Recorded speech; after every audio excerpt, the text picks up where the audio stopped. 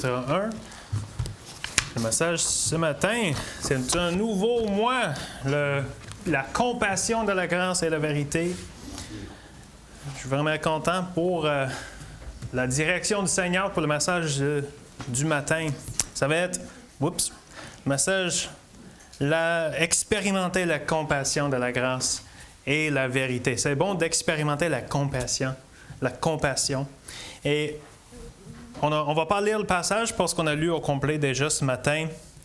Mais n'est-ce pas bon d'avoir un Dieu de compassion? On a un Dieu de compassion. La parole de Dieu nous dit à quel point notre Dieu est un Dieu de compassion. Il a compassion de nous. Il y a des versets qui nous disent ça. On va voir ça dans la parole pour introduire le message.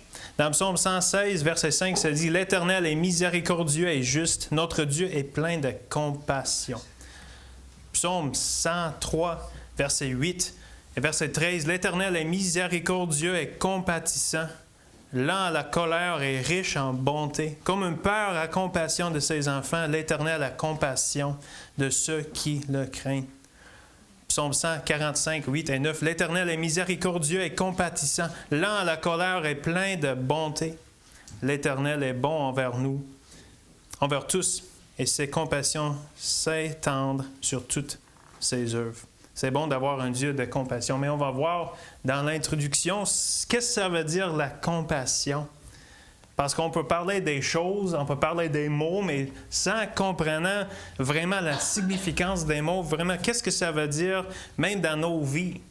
Comment expérimenter la compassion de Dieu. C'est ça qu'on va voir à travers le passage qu'on a lu dans 1 Samuel 1 ce matin.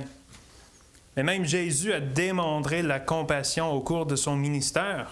On voit souvent dans les Écritures, dans les Évangiles, quand Jésus, dans son ministère, il avait la compassion pour des gens. Matthieu 9, ça nous dit, « Voyant la foule, il fut ému de compassion pour elle parce qu'elle était languissante et abattue, comme des brebis qui n'ont point de berger. Il fut ému de compassion. » Mais encore, qu'est-ce que ça veut dire la compassion? Tu sais, on apprend des mots. Des fois, moi, j'apprends l'anglais par le français des fois, spécialement quand quelqu'un me demande qu'est-ce que ça veut dire ce mot-là en anglais, puis moi, je pense que je sais ce que ça veut dire, mais pour définir le mot, un mot que j'ai appris quand Pasteur Watt est chez nous, c'était highfalutin. Il y a quelqu'un qui connaît qu'est-ce que ça veut dire en anglais, highfalutin? C'est comme, notre autre anglophone connaît, c'est comme prétentieux ou pompeux. C'est quelqu'un qui est comme vraiment prétentieux de dire des choses, des hauts langages, des mots que les gens des paysans ne comprennent pas. C'est highfalutin. C'est avec une très bonne estime de soi. Oui, absolument. Un bon estime de soi. Excellente façon. Mais pour moi, j'avais dit ça à Pasteur White, il dit, qu'est-ce que ça veut dire highfalutin? J'ai dit, je comprends, mais comment l'expliquerais-je? Alors, la compassion, qu'est-ce que c'est la compassion? Oui, on sait la compassion, mais qu'est-ce que c'est pour vrai? C'est le sentiment de sympathie envers les maux d'une autre personne. C'est ce que le dictionnaire dit de compassion. OK, mais on a un autre mot, sympathie. Qu'est-ce que ça veut dire, sympathie? D'être sympathique envers quelqu'un. Ça veut dire le fait de ressentir et de participer à la joie ou la douleur de quelqu'un. C'est de s'identifier aux souffrances des autres. La compassion, d'avoir les sentiments de sympathie, de ressentir et participer à la joie ou la douleur de quelqu'un. Comme Hébreux 4, verset 15 nous dit, « Car nous n'avons pas un souverain sacrificateur qui ne puisse compatir, le même mot-là, compatir nos faiblesses. Au contraire, il a été tenté comme nous en toutes choses sans commettre de péché. » Le Seigneur nous comprend, il a sympathie, il peut ressentir nos joies, nos douleurs. Il y a compassion, les sentiments de sympathie. Mais ça va plus loin que ça. Je n'ai pas vraiment trouvé ça dans ces mots exacts dans les dictionnaires, mais moi, je vois dans les exemples d'écriture que la compassion, ce n'est pas juste les sentiments de sympathie.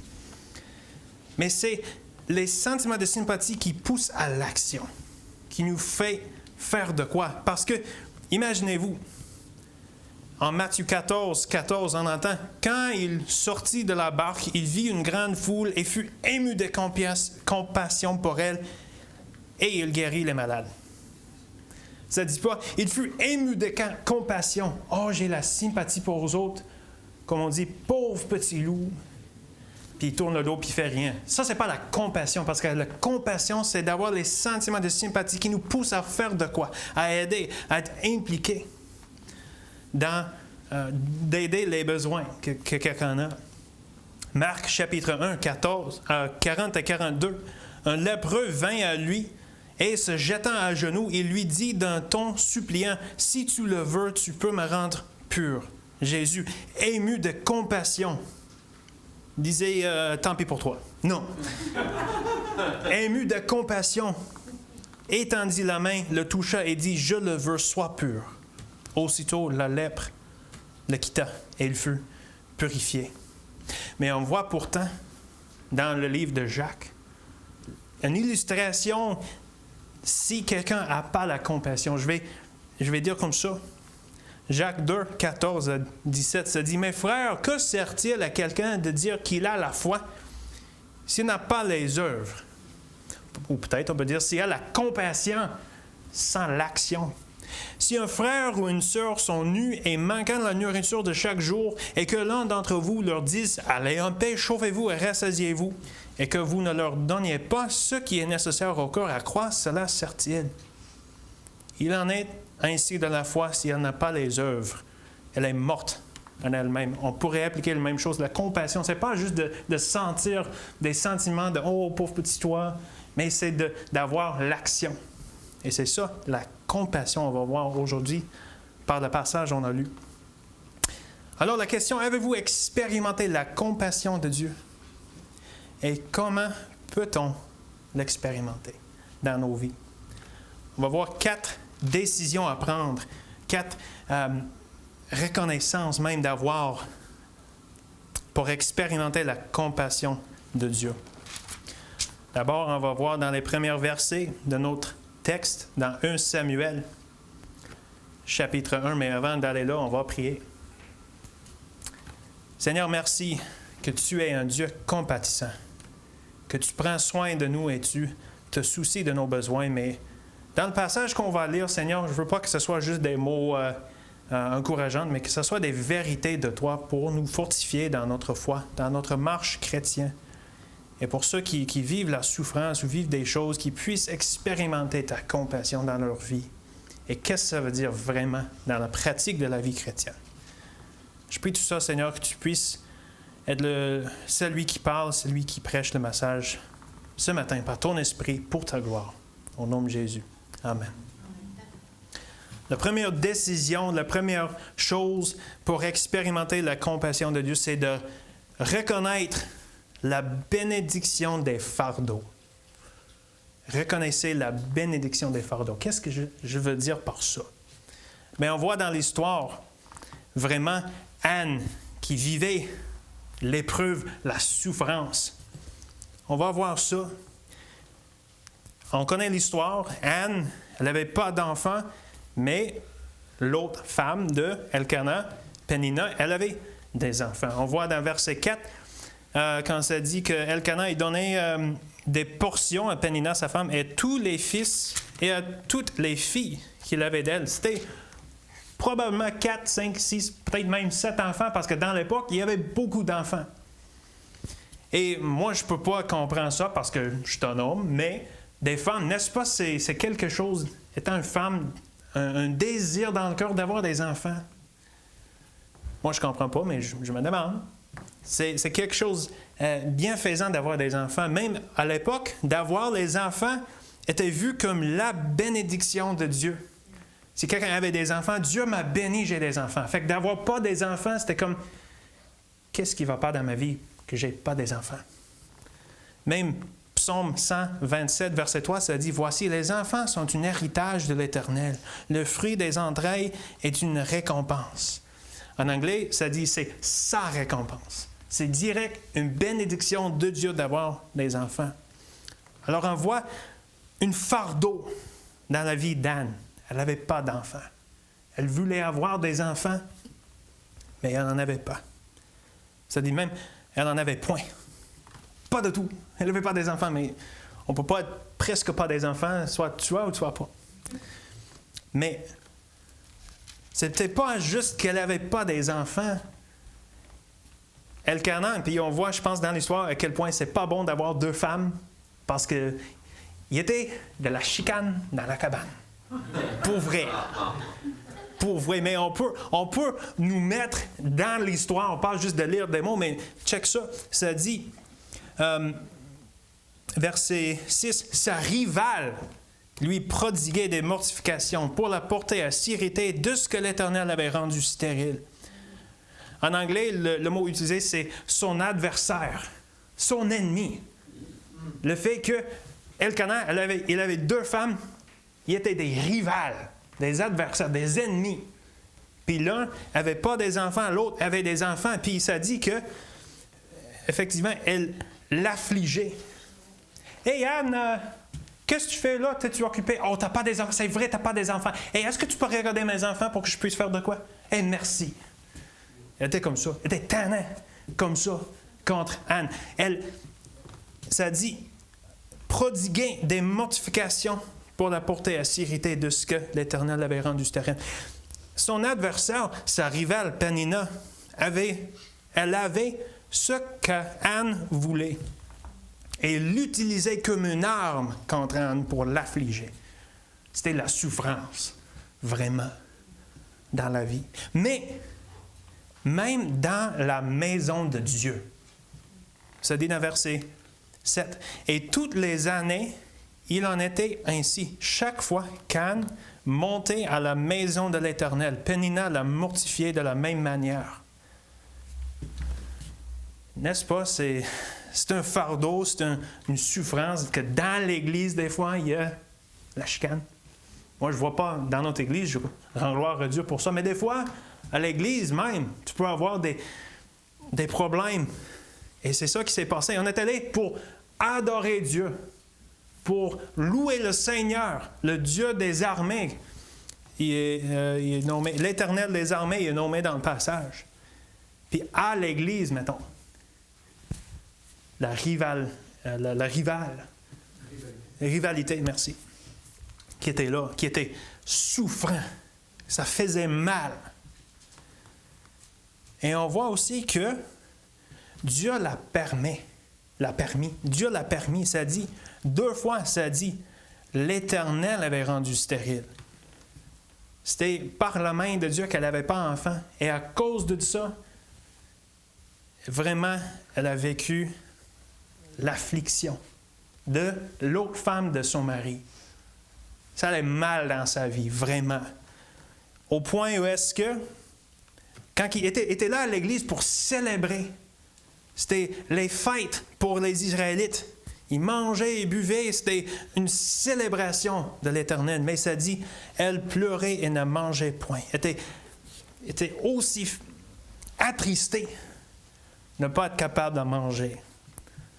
Mais pourquoi je dis de reconnaître la bénédiction des fardeaux? La bénédiction quand ça va comme ça. Pourquoi c'est une bénédiction? Parce que Dieu le permet. Il permet les souffrances, les épreuves dans nos vies afin de nous rapprocher de lui. On voit vraiment, parce qu'on va arriver là, tu peux, mais en versets 9 et 10 et suivant, qu'elle priait. Elle a porté ses fardeaux vers Dieu, mais c'était exactement à cause des fardeaux, à cause des souffrances qu'il a amené à Dieu. Dans la souffrance, dans la douleur dans son cœur, qui a poussé vers Dieu, qui a fait, comme ça dit, Pasteur a dit, crowded to Christ, le fait que les épreuves dans nos vies qui nous poussent vers Dieu, qui nous fait, par exprès de Dieu, de la découvrir. C.S. Lewis a dit, la douleur insiste pour quand s'en occupe. Dieu nous chuchote dans nos plaisirs. Il parle dans nos consciences, mais crie dans nos douleurs. C'est son porte-voix qui réveille un monde sourd. On voit aussi Jérémie dans le livre de Lamentations, des versets qu'on connaît bien. Ses compassions ne sont pas à leur terme, mais ça ne commence pas avec ces mots-là. Ça commence avec verset 18, « Et j'ai dit, ma force est perdue. Je n'ai plus d'espérance à l'Éternel. Quand je pense à ma détresse et à ma misère, à l'absinthe et au poison, quand mon âme s'en souvient, il est abattu au-dedans de moi. Ça ne va pas bien. Puis, dans le contexte, Jérémie qui voyait Jérusalem qui était détruit, qui était en tribulation par leurs ennemis, même le châtiment de Dieu, d'avoir quitté Dieu, ça va vraiment mal. Mais il dit, voici ce que je veux repasser dans mon cœur. Ce qui me donnera de l'espérance, les bontés de l'Éternel ne sont pas épuisées. Ses compassions ne sont pas à leur terme, elles se renouvellent chaque matin. Oh, que ta fidélité est grande. L'Éternel est mon partage, dit mon âme, c'est pourquoi je veux espérer en lui. L'Éternel a de la bonté pour qui espère en lui, pour l'âme qui le cherche. Il est bon d'attendre en silence le secours de l'Éternel. Il est bon pour l'homme de porter le joug dans sa jeunesse. Il se tiendra solitaire et silencieux. Puis on va skipper vers les versets, ça dit, « Car le Seigneur ne rejette pas toujours, mais lorsqu'il afflige, il a compassion selon sa grande miséricorde. » Dans cette histoire de Jérémie en lamentation, c'était à cause des souffrances, c'était à cause des fardeaux, à cause des choses qui allaient mal qu'il a poussé vers Dieu, pour découvrir ses compassions, pour découvrir qu'il est bon, pour découvrir pour nous des chrétiens la vie de Christ. 2 Corinthiens 4 nous dit, « Nous portons ce trésor dans des vases de terre afin que cette grande puissance soit attribuée à Dieu et non pas à nous. Car nous qui vivons, nous sommes sans cesse livrés à la mort à cause de Jésus, afin que la vie de Jésus soit aussi manifestée dans notre chair mortelle. Car nos légères afflictions du moment présent produisent pour nous, au-delà de toute mesure, un poids éternel de gloire. » N'est-ce pas quand on mange quelque chose qui est sucré, ça fait du bien de manger du sucre. Des fois, trop de bien de manger des choses sucrées. Mais je ne pouvais pas penser à une illustration parfaite pour ça. Des fois, tu sais, quand on brasse les dents, puis on mange quelque chose de sucré, c'est moins sucré parce qu'on vient de brasser les dents. Mais d'après avoir mangé quelque chose sûr ou amer, les choses sucrées sont plus sucrées.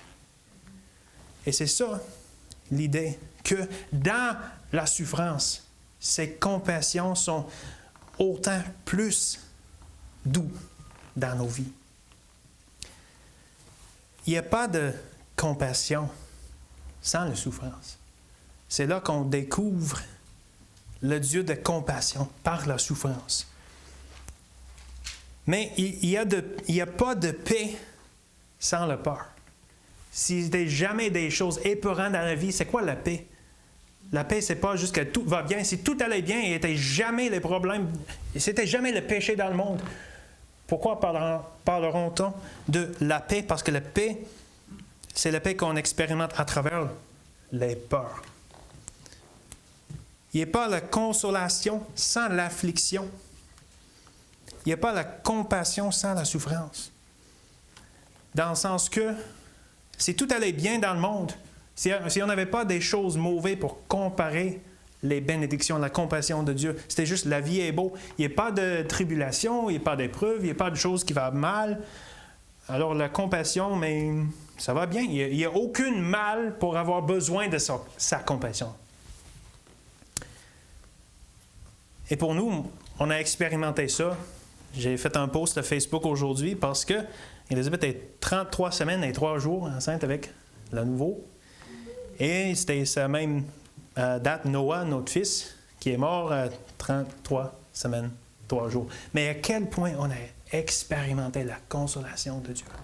À un niveau bien plus grand dans la souffrance. On a découvert bien plus de Dieu. On a dû passer par des moments difficiles pour le découvrir. C'est ça, la bénédiction des fardeaux. On en a besoin. Et même, j'ai réfléchi à ça, même la mort de Jésus n'a pas de sens sans le péché.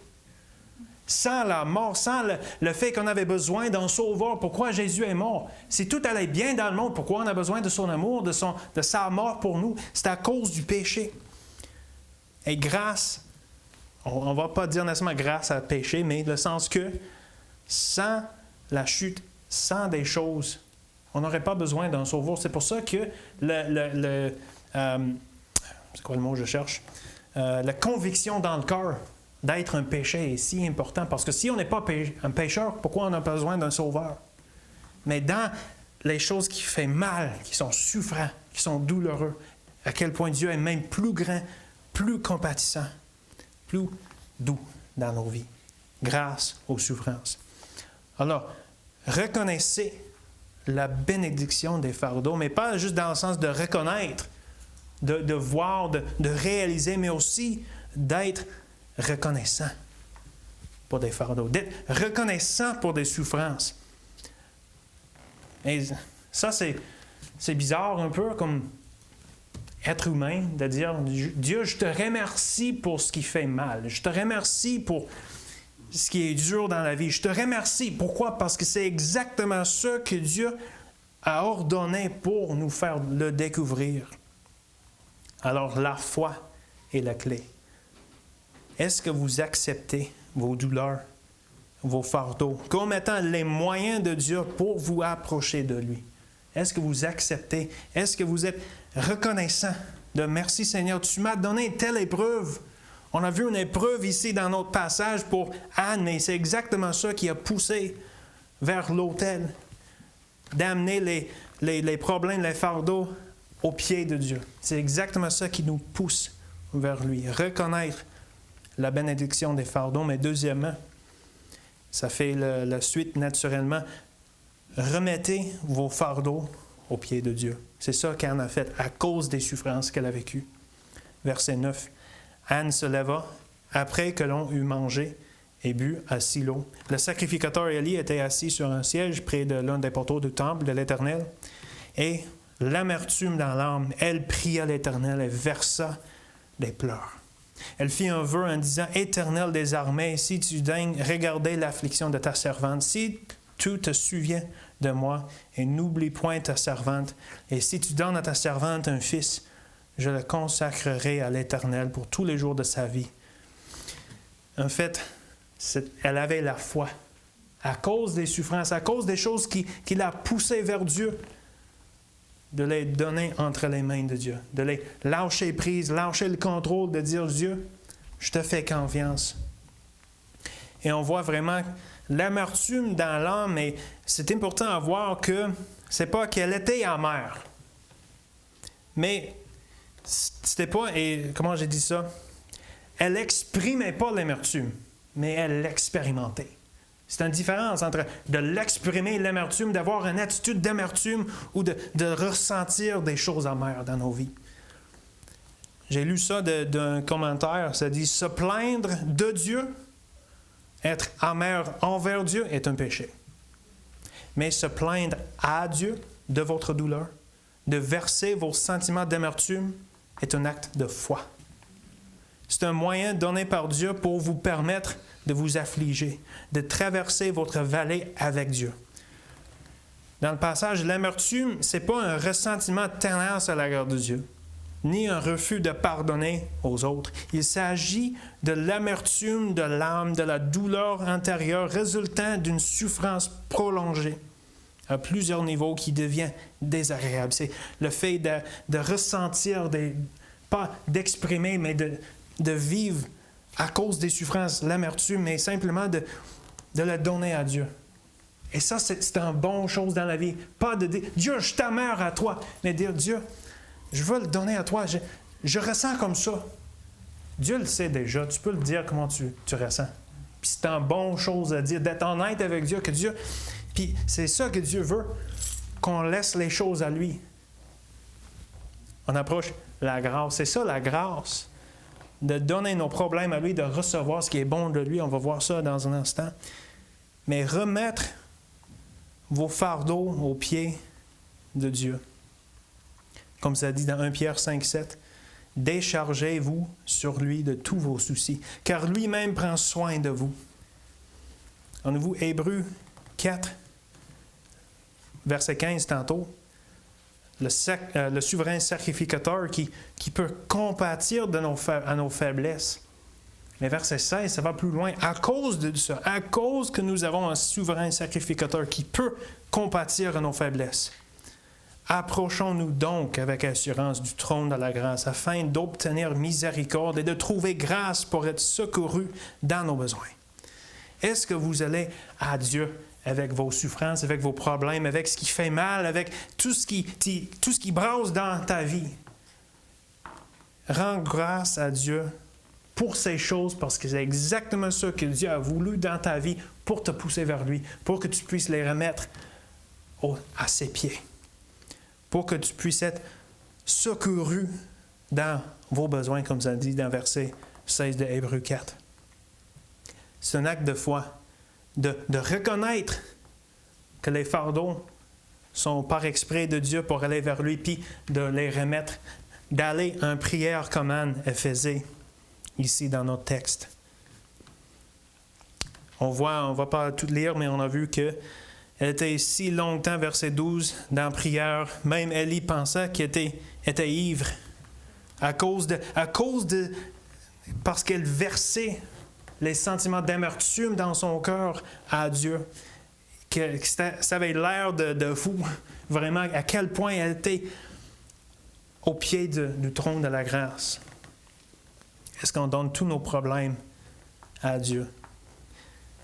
Puis on voit d'expérimenter la compassion de Dieu, c'est exactement ça, de reconnaître, de remettre, mais troisièmement, de recevoir la grâce de sa compassion. C'est quoi la grâce? On dit que la grâce, c'est de recevoir ce qu'on ne mérite pas. C'est ça, le salut, c'est grâce. On ne méritait pas le salut, on ne mérite pas ce qui est bon de Dieu, mais il nous donne dans sa grâce. C'est tout de lui. C'est pour ça que même la grâce d'être sanctifié par la grâce, de vivre par la grâce, c'est le fait qu'on ne mérite pas que Dieu soit en nous pour vivre sa vie en nous. On ne mérite pas. Mais la grâce, c'est le fait que c'est Dieu qui fait l'œuvre. C'est le Saint-Esprit qui agit en nous. C'est sa grâce parce que on n'est pas digne de ça. Mais c'est sa grâce. Mais on voit ici que, tout à fait, Anne a reçu son vœu, son fils. Elle l'a reçu.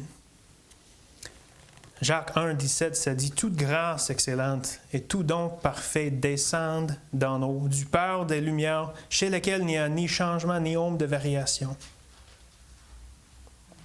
Psaume 37, 25 et 26. « J'ai été jeune, j'ai vieilli, et je n'ai point vu les justes abandonnés, ni sa postérité mendiant son pain. Toujours il est compatissant, et il prête, et sa postérité est bénie. » Alors oui, on voit, je ne veux pas aller trop loin dans ça, parce que oui, tout à fait, elle a reçu Samuel. Ça, c'est la grâce. Mais le fait qu'elle a reconnu le besoin, elle a remis, puis elle était là pour recevoir. Juste de recevoir ce qu'elle ne méritait pas. Mais c'était bien plus que juste ce qu'elle demandait dans la prière de son fils. Parce que dans la grâce, on recevoir tout ce qui est bon de lui. Vois verset 18. Parce que Élie reprit la parole 17, il dit « Va en paix, que le Dieu d'Israël exauce la prière que tu lui as adressée. » Puis il dit dans la fin de verset 18, « Et cette femme s'en alla, elle mangea, et son visage ne fut plus le même. » Elle était transformée dans la prière. Elle a reçu non seulement l'exaucement de sa prière, de recevoir le Fils qu'elle voulait, mais elle a reçu la grâce d'être en paix. Elle a reconnu qu'elle avait ce fardeau qu'elle vivait, elle a mis entre les mains de Dieu, puis elle s'en alla en paix. C'est ça la grâce, que je peux donner ce qui fait mal, mais peur à Dieu, il me donne sa paix. Je peux donner l'amertume, il me donne l'allégresse. Je peux donner le chagrin et donne un chant. C'est ça, la grâce de recevoir. En acceptant que Dieu a permis nos souffrances pour se révéler à nous. Et en donnant nos soucis à lui, c'est alors qu'on peut simplement accepter et recevoir sa grâce, sa joie, tout ce qui est bon. de lui. Au lieu de la peur, il y a la paix. Au lieu du langueur, il y a des louanges, la grâce. Mais on va faire lien avec le dernier point. Parce que oui, tout ça est bon. OK, on voit qu'elle a trouvé l'allégresse, la joie, elle a reçu la grâce de Dieu. Et oui, même elle a eu ses fils, son fils, mais aussi en chapitre 2, verset 21. Lorsque l'Éternel eut visité Anne, elle devint enceinte et elle enfanta 3 fils et 2 filles. Elle a reçu la grâce de Dieu, la grâce de sa compassion. Il y avait compassion d'elle, mais ce n'était pas juste que elle a vécu des choses souffrantes, on va donner la compassion. C'était à cause qu'elle a reconnu sa besoin. Elle a reconnu la bénédiction parce que c'est exactement les épreuves qui l'ont poussée vers lui. Et c'est exactement dans la prière qu'elle a su la grâce de Dieu. Mais finalement, réjouissez-vous de la vérité de sa compassion. Ce n'est pas juste un génie qu'on frotte la lampe pour recevoir ce qui est bon. C'est tout relationnel. Sa compassion, c'est relationnel. On va lire dans chapitre 2. On va voir, c'est un cantique, une prière prophétique même de Anne. Et on va voir, je vais expliquer par la suite, mais on peut voir qu'est-ce qui s'est passé dans son cœur à travers la souffrance, le fardeau, à travers le besoin de prier, la prière qu'elle a eue au pied du Seigneur, mais aussi de recevoir sa grâce. Qu'est-ce que ça a changé dans sa vie? Anne pria et dit, « Mon cœur se réjouit en l'Éternel. Ma force a été relevée par l'Éternel. Ma bouche s'est ouverte contre mes ennemis, car je me réjouis de ton secours. Nul n'est saint comme l'Éternel. Il n'y a point d'autre Dieu que toi. Il n'y a point de rocher comme notre Dieu. Ne parlez plus avec tant de hauteur, que l'arrogance ne sorte plus de votre bouche, car l'Éternel est un Dieu qui sait tout. Et par lui sont pesées toutes les actions. L'arc des puissants est brisé et les faibles ont la force pour ceinture. Ceux qui étaient rassasiés se louent pour du pain, et ceux qui étaient affamés se reposent. Même la stérile enfante 7 fois, et celle qui avait beaucoup d'enfants est flétrie. L'Éternel fait mourir et il fait vivre. Il fait descendre au séjour des morts et il en fait remonter. L'Éternel appauvrit et il enrichit. Il abaisse et il élève. De la poussière, il retire le pauvre. Du fumier, il relève l'indigent pour les faire asseoir avec les grands. Et il leur donne en partage un trône de gloire. Car à l'Éternel sont les colonnes et la terre, et c'est sur elle qu'il a posé le monde. Il gardera les pas de ses bien-aimés. Mais les méchants seront réduits au silence, car l'homme ne triomphera point par la force. Les ennemis de l'Éternel trembleront. Des hauts des cieux, il lancera sur eux son tonnerre. L'Éternel jugera les extrémités de la terre. Il donnera la puissance à son roi, et il relèvera la force de son roi. Wow! C'est ça qui est sorti de Anne. Après ça, je pense qu'elle a compris quelque chose de Dieu. Je pense qu'elle a rencontré, elle a découvert Dieu. C'est ça le but. Oui. Elle a vu, tu as dit, elle a vu? Elle a vu Dieu. C'est ça, la vérité. C'est pas juste, des bonnes choses de recevoir, des cadeaux de Dieu, des dons de Dieu, des bénédictions, mais c'est de le connaître dans la vie. C'est ça la vérité. Il est la compassion. Il se trouve en lui, en ayant une relation proche avec lui. Le but, c'est qu'on le découvre dans les épreuves. C'est relationnel. Tout ce qu'on voit de sa compassion, c'est pas juste qu'il voit quelqu'un qui est dans le besoin, puis OK, on va lui donner quelque chose pour lui aider dans ces affaires-là. C'est qu'il a compassion de nous, d'avoir la relation. C'est ça, la vérité de sa compassion. C'est lui, ça se trouve en lui. On a vu dans Matthieu 9 qu'il fut ému de compassion, pas parce qu'il n'y avait pas quelque chose à manger. Peut-être on peut tourner là, puis par la suite, on va tourner dans Jean 6 pour faire le lien avec l'étude dans Jean qu'on fait. Mais Matthieu 9,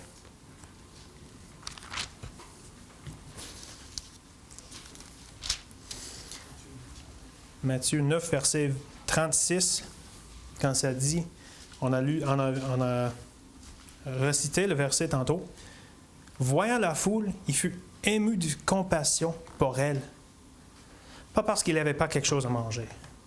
Pas parce qu'il y avait des aveugles, des maladies. Pas à cause de tout ça, mais il fut ému de compassion. Pourquoi? Parce qu'elle était languissante et abattue comme des brebis qui n'ont point de berger. Il n'y avait pas la relation avec leur Dieu.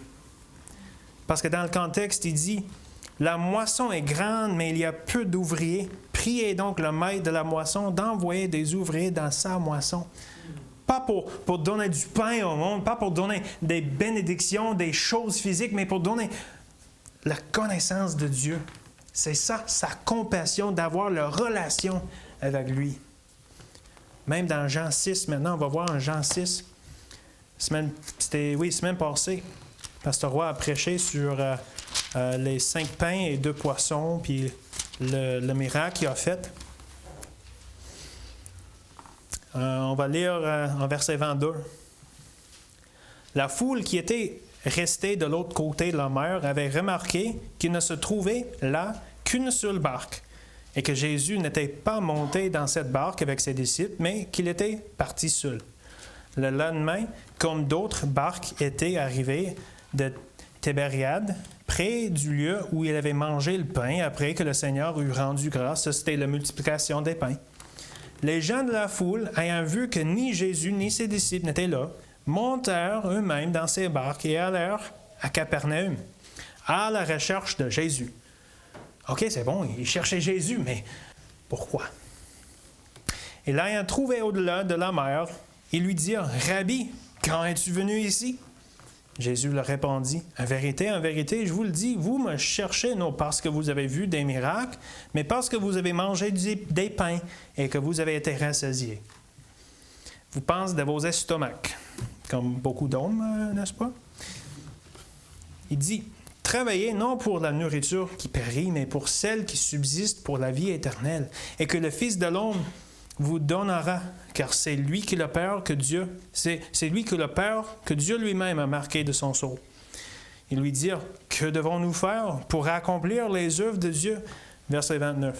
Jésus leur répondit, l'œuvre de Dieu, c'est que vous croyez en celui qui l'a envoyé. C'est ça la compassion. OK, vous avez mangé du pain, c'est bon. Je vais skipper vers le fin parce qu'il y a la discussion, il continue à demander, OK, vous croyez en celui qui l'a envoyé? Puis il demande, quel miracle fais-tu donc, lui dirent-ils, afin que nous le voyions et que nous croyions en toi? Que fais-tu? Il parle de la manne que Moïse a donnée dans le désert. Jésus dit, c'est pas Moïse qui vous a donné le pain, mon Père vous donne le vrai pain du ciel. Car le verset 33 maintenant. Car le pain de Dieu, c'est celui qui descend du ciel et qui donne la vie au monde. Ils lui dirent, Seigneur, donne-nous toujours ce pain. Ils pensent toujours au miracle que Jésus a fait pour manger, pour des besoins physiques. Jésus leur dit, je suis le pain de vie. Celui qui vient à moi n'aura jamais faim et celui qui croit en moi n'aura jamais soif. C'est ça que, ici, dans le texte de Jean 6, il manquait. Que la vérité, pour faire le lien avec 1 Samuel 1, c'est pas juste qu'il y a des besoins de rassasier les besoins physiques, mais de le connaître. De connaître le pain de vie, de connaître Jésus. Puis on voit dans 1 Samuel 2 à quel point Anne, elle a vu, elle a compris. C'est ça, la grâce et la vérité, la compassion de la grâce et la vérité d'avoir cette relation vivante avec Jésus. Dans chaque moment où est-ce que les Israélites étaient jugés par des nations, étaient amenés en captivité par les Babyloniens, Jésus a eu compassion d'eux. Mais on voit un verset, on va lire 2 Chroniques 30. On voit ici le fait que la vérité, ce n'est pas que Jésus voit les souffrances, puis OK, il va avoir compassion. La compassion, c'est relié à son personne, à cette relation.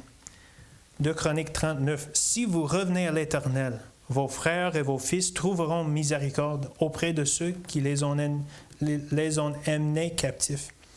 et ils reviendront dans ce pays, car l'Éternel, votre Dieu, est compatissant et miséricordieux, et il ne détournera pas sa face de vous si vous revenez à lui. C'est ça, la vérité de sa compassion, que ça se trouve en lui, en relation avec lui. On a cité ce verset dans la prière ce matin, Romains 8, 28. Nous savons du reste que toute chose concourt au bien de ceux qui aiment Dieu, de ceux qui sont appelés selon son dessein. Mais j'avais un professeur au collège qui disait ne jamais reciter verset 28 sans disant aussi verset 29. OK, toute chose concourt au bien. C'est quoi le bien? C'est dans verset 29. Car ceux qu'il a connus d'avance, il les a aussi prédestinés à être semblables à l'image de son Fils. Toute chose concourt au bien. Toute épreuve, tout fardeau, toute tribulation dans nos vies concourt au bien parce que le bien, c'est que ça nous transforme à l'image de son Fils. Ça nous attire vers Dieu. C'est ça, la vérité. Il y a compassion de nous, pas juste pour nous aider dans nos épreuves, mais pour nous faire le découvrir dans nos épreuves. Alors, pour terminer ce matin, pour amener l'appel, avez-vous approfondi en votre relation avec Dieu dans la souffrance? Avez-vous reconnu que les choses qui vont mal dans votre vie, ce n'est pas parce que Dieu ne s'en soucie pas de ça, mais Dieu a permis, et ça disait 2 fois qu'Anne était stérile par l'Éternel. Mais à quel point, dans le chapitre 2, ça valait la peine. Parce qu'elle a trouvé Dieu dans sa vie. Avez-vous expérimenté la compassion de Jésus? Pas en recevant, oui, on reçoit sa grâce qu'on a vue, on reçoit des réponses, mais aussi la vérité de le connaître. La compassion qui est en lui.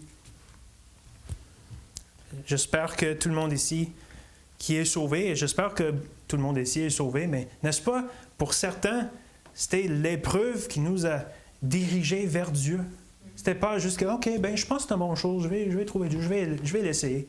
Mais à quel point, c'était à cause des choses qui vont mal qu'on trouve que, hey, ouais, ça fait du sens. Pas parce que ça va bien, mais parce que, hey, Dieu l'a permis pour qu'on découvre. Encore, je parlais, la mort de Jésus n'avait pas de sens sans le péché. Alors, à cause des souffrances qu'on voit dans la vie, ça nous pousse vers, oui, ça va mal, mais Jésus est mort à cause de ça, pour nous sauver de ça, sa compassion. Je vais terminer avec ces versets en Philippiens, chapitre 3. Paul, ici, il parlait de ses gains. Tout ce qui était bon pour lui. Si quelqu'un avait quelque chose pour vanter, pour dire « je suis donc bien super bon », c'était Paul. Parce qu'il était, aux yeux du monde, il était parfait. Il était un juif de la race de Benjamin, il était un pharisien, il suivait la loi parfaitement, il y avait tout ce qu'on pourrait demander, on pourrait vouloir.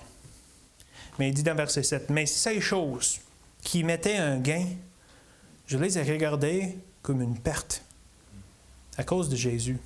Bien plus, je regarde toutes choses comme une perte, en comparaison à de l'excellence de la connaissance de Jésus-Christ, mon Seigneur, pour qui j'ai perdu toutes choses, et je les regarde comme de la boue, afin que je gagne Christ, et que je sois trouvé en lui, ayant non point ma justice, celle qui vient de la loi, mais celle qui s'obtient par la foi en Christ. » Verset 10, c'est tellement important, je le cite dans l'Ostroval parce que ça donne plus l'idée, « afin que je connaisse Christ. » Toutes ces choses sont une perte afin de connaître Christ et la puissance de sa résurrection et la communion de ses souffrances. On parlait des souffrances, on est conforme, en devenant conforme à lui dans sa mort. Et on pourrait même prêcher un message de ce passage, n'est-ce pas? À quel point d'avoir la communion de ses souffrances, devenant conforme à lui, comme Romains 8, 29, d'être transformé à l'image de son Fils par les souffrances. C'est quoi le but? De le connaître. Alors, avez-vous connu Jésus, la vraie compassion? On vit tous des épreuves. Il y a certains que on est au courant dans l'Église. Il y a certains, toujours il y a des épreuves, des choses dans le cœur qu'on ne connaît pas, que juste Dieu le connaît. C'est bien correct comme ça. C'est pas qu'on veut savoir tous les problèmes dans la vie, mais est-ce qu'on va vers Jésus? Est-ce qu'on se laisse pousser vers Dieu à cause des souffrances pour le découvrir, pour recevoir, pour expérimenter la compassion de la grâce et la vérité de Jésus? Prions. Merci Seigneur pour ta parole. Merci pour le message.